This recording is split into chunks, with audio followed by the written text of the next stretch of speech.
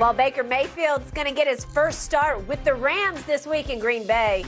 Sean McVay told reporters that we shouldn't expect to see Cooper Kupp again this year. Baker and the Rams 7-point underdogs against Rodgers and the Pack. Shannon, prediction time. What are you expecting from Baker Monday night in Green Bay? I told Skip, this was the movie with Jack Nicholson and Greg Kinnear. As good as it gets. That was it. You got it. That was it? That was your moment. Bask in the sun. I hope you enjoyed it. But if you notice... Well, there's not going to be no sun up in Green Bay on Monday night. Did you notice how it was really nice on Friday? Yeah. And then what did it do in Southern California the rest of the weekend, Skip? Man, tell the people that doesn't live here. He brought it. He brought rain. Thank you. So that was as good as they got. Really? Thunderstorm, deluge. That's what's about to happen on Baker Mayfield. You know it is. He shook up the universe out here. It doesn't rain in Southern California until Baker gets here. You know he's a placeholder for Matthew Stafford. The Rams are 4-9. They're not going anywhere. Baker, I mean, as much as you want to gloat about him, he only had a 60 QBR, which brought it up from 18.2 to 23.5, but he's still absolutely dead last. 9 points behind Davis Mills. So what you saw was as good as it's going to get for Baker Mayfield playing quarterback for the Rams. Really? Now he comes back down to earth and... Shannon Sharp, I'm warning you, Baker Mayfield's life just changed. Put something on it. He just changed Sean Put McVay's something life. on it. I will put some. I'm not going to put some on Monday night. I think it's going to be Why like not? 3 degrees at kickoff. I think that's what's You going to do be. realize it's going to be 3 degrees for the Packers too, right? And by the way, I don't think Baker will be bothered by an away crowd because he basically played an away home game the other night because that crowd was packed with Raider fans. They took over It's the always stadium. packed with everybody other fans. He was having to go silent count at home because they were screaming so loud at him. Yes. I thought he was extraordinary, but I told you from the start, it was a great click that McVay wanted him. Baker wanted to come here. He'd already made his air reservations even before the waiver wire took place. Right. Because he was going to join Sean McVay, who Right. believes in him, who loves to call plays for Baker, and Baker knows that Sean's play calls are what he needs to do. There's going to be great vibe going back and forth, and however good Baker can be for a bad football team that had lost 6 in a row, he will be at Green Bay. His offensive line is at least bottom 5 in the league. So where does he rank? Obviously, Cooper Kupp is gone for the year. Allen Robinson is gone. You're throwing to Ben Skoranek, and you did that. Van Jefferson, did that. It was one of the great performances of the year under these circumstances against a Raiders team that had won 3 straight The Raiders, come on, don't do that, Skip. Don't do that. I'm doing it because he did that to them. And by the way, could we just No, we can't see. We got to see just real quick his best throws of the game because this looked like a top-flight quarterback. Oh, my goodness. This looked like the number 1 overall pick. No, it did not, Skip. 3rd and 13 to Skoranek in the second. 3rd and 13? That ball had some juice on it. And here he is in the last drive. That's a rifle shot right down the boundary to Skoranek. I think that safety and the Giants safety played together in college. The worst play this side of Tebow for Shannon Sharp, the Tebow touchdown pass. That's almost the equivalent of the Tebow touchdown pass in overtime against Pittsburgh in the playoff game, right? That's Baker Mayfield. That's who he can be if somebody believes and buys into him. Don't do that. Don't do that, Skip. Cleveland believed in him so much, No, they took him number 1 overall. How can you not believe? And then he had 4 coaches in 4 years. Then the guy who took him got fired, and then it's a disaster. That's what happens. It's a clown show. Guess what? Because like you tell me, they can't fire the quarterback, but they can fire the coaches, and that's what they did. Baker Mayfield got 4 coaches fired. 5 got Matt Rule fired. Matt Rule had a nice little cush job until Baker showed up, and then they put him out on the street. Sean McVay and Baker Mayfield are going to be a dynamic duo for a long time in this league, and it's going to haunt you. So where's Sean McVay going? He coaches somewhere else next year? No, he's going to coach. He ain't coaching the Rams. So where's Matthew Stafford going? Well, we don't know if he's going to even be able to play next year because he's got some serious medical conditions. He ain't got no serious medical conditions. Yes, he does. Nothing but time and rest. Because last I checked, when I went to a game and next to the box, Stafford's wife, Kelly, they happen to like Southern California.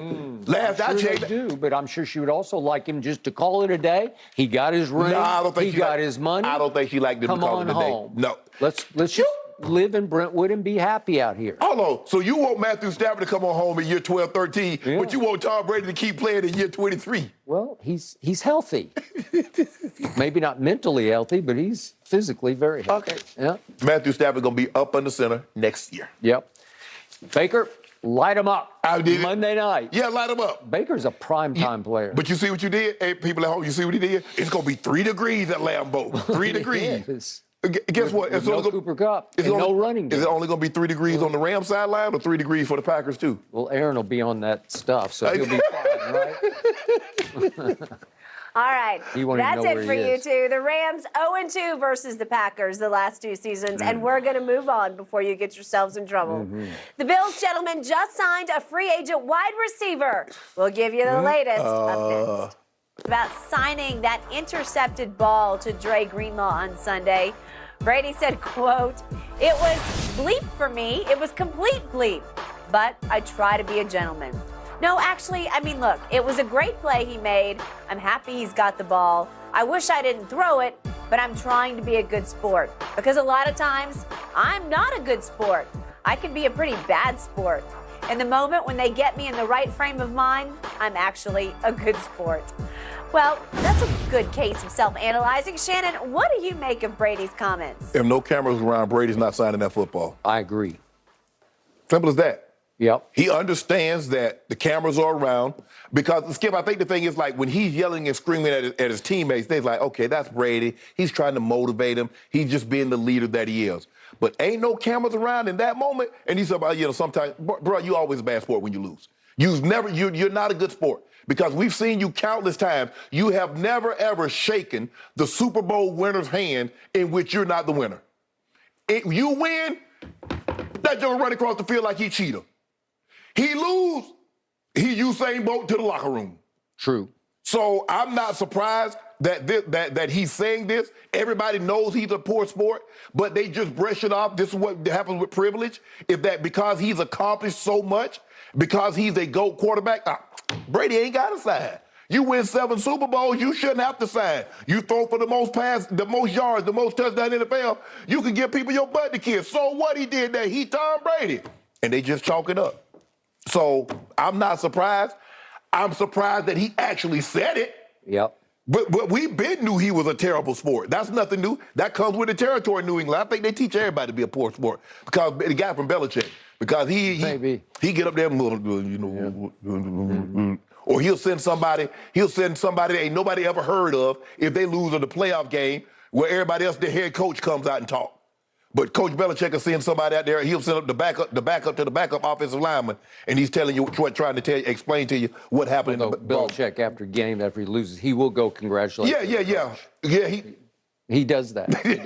Yeah. But Skip, I'm not surprised that he said this. I just know, having observed him from afar and watched the interactions that he has when he wins as opposed to when he loses, I feel very comfortable in saying, if there's no cameras around, Greenlaw, you're just going to have to take that ball back, and you're going to have a piece of tape on it that says, I intercepted Tom Brady, because you're not getting a signature on that. Okay, we talked about this on Monday. We did.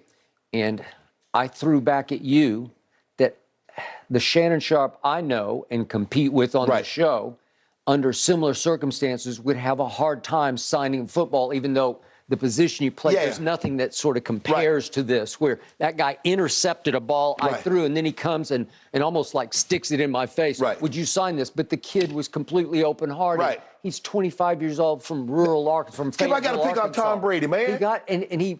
He was doing it in complete respect and honor of, please, sir, could you sign my football? I guess it would be the equivalent, Skip, if somebody dunked on LeBron or dunked on Jordan, and you bring the poster to him, and you like, would you sign my pro? Skip, I ain't signing it. No. That's what Brady, I'm sure that's going through Brady's mind, like, bro, you want me to sign your football that you pick me up, bro? Just take the ball and run. But he put him on the spot because the spot is on